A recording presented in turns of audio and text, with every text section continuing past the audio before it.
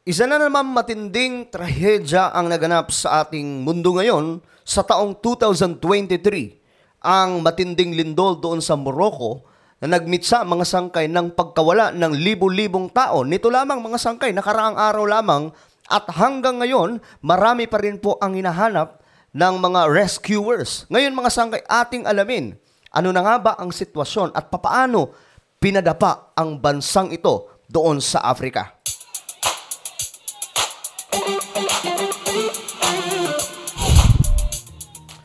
Ay nako mga sangkay, nakakalungkot mang isipin but ito, nangyayari po ito ngayon sa ating mundo na talagang matitinding trahedya. Kakatapos lamang mga sangkay ng isang malaking trahedya doon po sa Hawaii.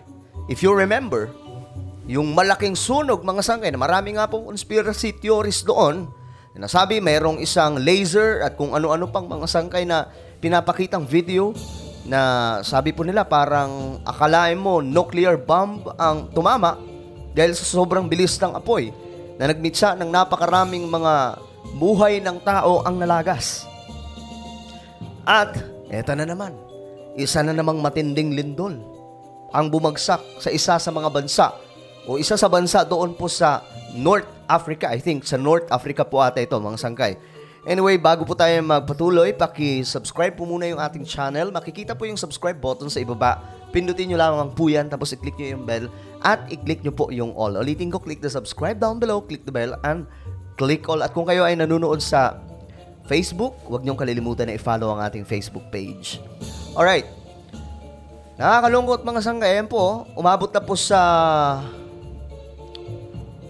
mahigit 2,000. Ang death toll, more than 2,000 na. Ang talagang pumanaw dahil po sa matinding paggalaw ng kalupaan doon po sa Morocco. Ayan to. Morocco earthquake. Morning begins as rescue continues with death toll over 2,000. So parami ito. Earthquake rescue efforts have continued in Morocco as it mourned the victims of a disaster death. Ito. More than 2,000. Nakaraan lamang mga sangkay, ito po yung death toll ng Turkey. If you remember mga sangkay, naganap po yung isa sa makasaysayang pambihirang lindol doon po sa Turkey na umabot po ang death toll ng 50,000 katao ang pumanaw. At nakakaiyak ito mga sangkay. Kung titingnan nyo po yung mga videos, talagang namang ibang klase po ang nangyari doon sa Turkey.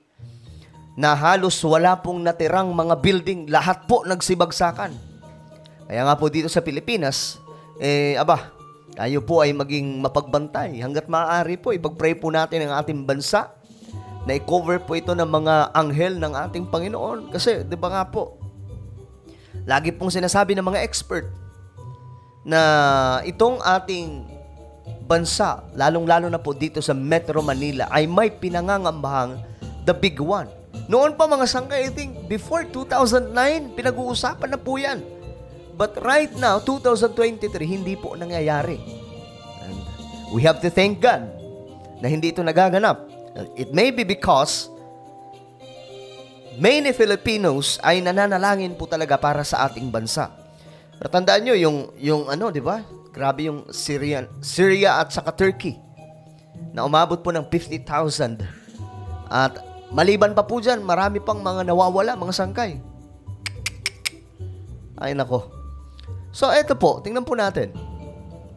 Ito yung tumama, 6.8 magnitude doon po sa Morocco. Ito daw po ang pinakamalakas na na-record sa kanilang bansa na paggalaw ng kalupaan. Nakaraan mga sangkay, i-vlinag ko ito pero hindi pa ganun kadami. Pero ngayon, ito po yung mga videos na hinanap natin. Ito po yung mga actual videos. Tingnan po natin kung paano po tumambad itong napakalakas na lindol doon sa bansa ng Morocco.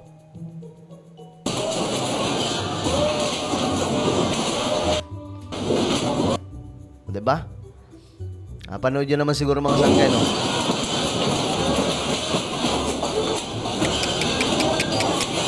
Grabe. Ganyan kalakas itong lindol. Ay, nako. My goodness.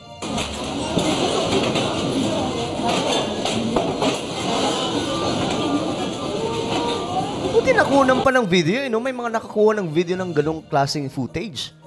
So, ito nang tumambad sa labas po mismo ng kanilang syudad. Mga basag na mga pader ang nagkalat. May gulay. Ay, nako.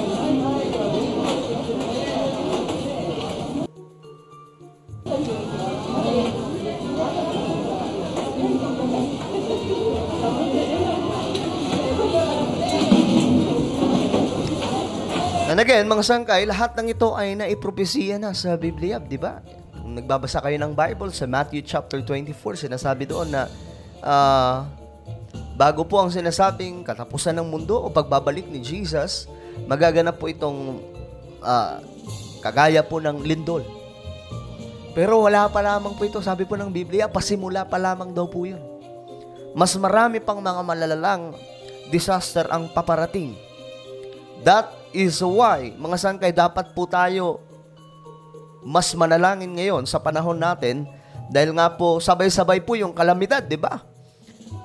May climate change, global warming, nagsisituyuan na po yung mga lawa, mga ilog. Sa bandang Europe, mga sangkay, na nakapagtataka po ito. At ang sea level, tumataas. Ganun po katindi ngayon itong sinasabing climate change. Maliban dyan, mga sangkay, itong mga paglindol, paggalaw ng kalupaan. Tapos, nasusunog pa po yung mga forest. So, halos sabay-sabay po itong mga disaster ngayon sa ating planeta. And I praying na sana, Sabagay, hindi rin talaga natin mapipigilan yung mga ganitong klaseng pangyayari. Kaya ang pinakamahalaga sa lahat, na lagi po tayong magpipray. Lagi po tayong mananalangin for safety. Na dumating man ang panahon na mangyari ito sa kung saang lugar, we are safe because we pray. Sabi pa nga, kapag ikaw ay nananalangin, ang Diyos ang pinapakilos mo. Diba? Ito pa, may kuha pa ng video. Tingnan po natin. Grabe ang creepy ng tunog, no? Ganito pala yung tunog ng gumagalaw na lupa. Hindi ko alam kung kondo to,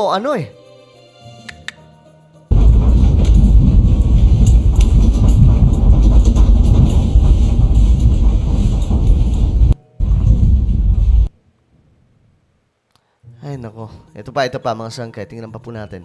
Brett, we've just survived an earthquake. Look at this. The fucking whole hotel started fucking shaking. Daw. Wait lang, hanapin natin yung ibang video pa. Ito.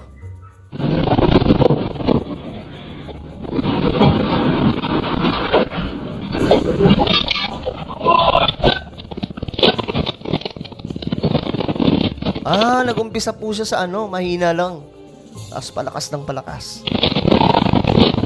Ay, tumakbo na po sila palabas ng store.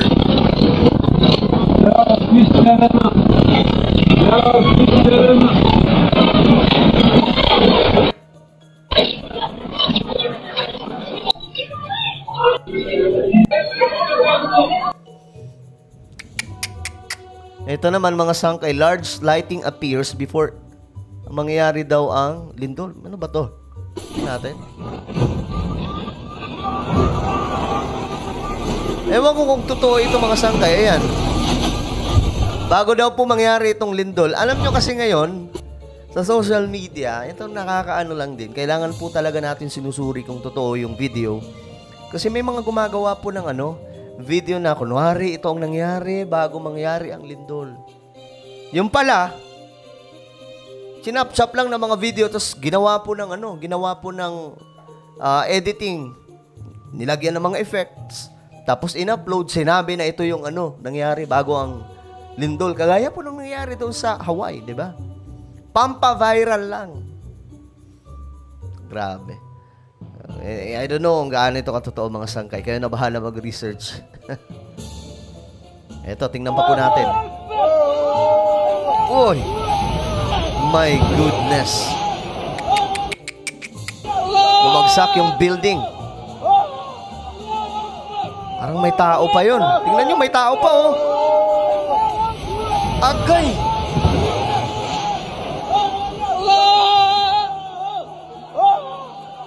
May tao, men. Look at that, guys. Ito. Diyan siya. Wala. Dali yun. Oh my. Ito. Terrible situation. A moment when a building collapses due to the powerful earthquake in Morocco. Magnitude 6.8. September 9, 2023.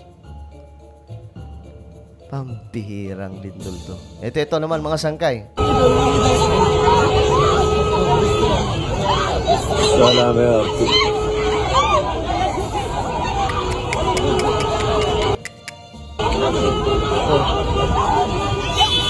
goodness. Nakakilabot panoorin yung paano po nagtatakbuhan yung mga tao, mailigtas lamang po yung kanilang mga sarili.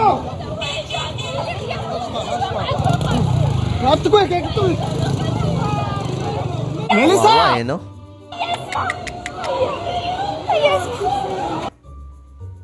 Napakarami nitong video na nagkalat ngayon mga sangkay, mga actual video talaga ito. But again, ito, last one.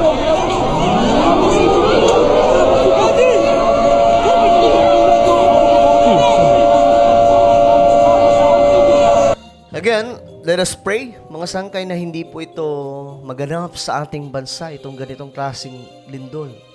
No, mayroon pong sinasabi itong mga eksperto na mayroong the big one. Pero wala naman pong the big one sa kapangyarihan ni Lord eh. Walang malaki o ano pa mang mga lindol na yan na kayang tumapat sa kapangyarihan ni Lord kung magkakaisa lamang po tayo na magpe-pray. Ano po ang inyong opinion mga sangkay regarding po sa mga nagaganap sa ating mundo, lalong-lalo na po itong nangyari doon sa Morocco? Just comment down below. Now guys, I invite you to please subscribe my YouTube channel, Sangkay Revelation. Hanapin nyo po ito sa YouTube, then subscribe, click the bell, and click all. So ako na po ay magpapaalam. Hanggang sa muli, this is me, Sangkay Janjan. Palagi nyo po tatandaan that Jesus loves you. God bless everyone.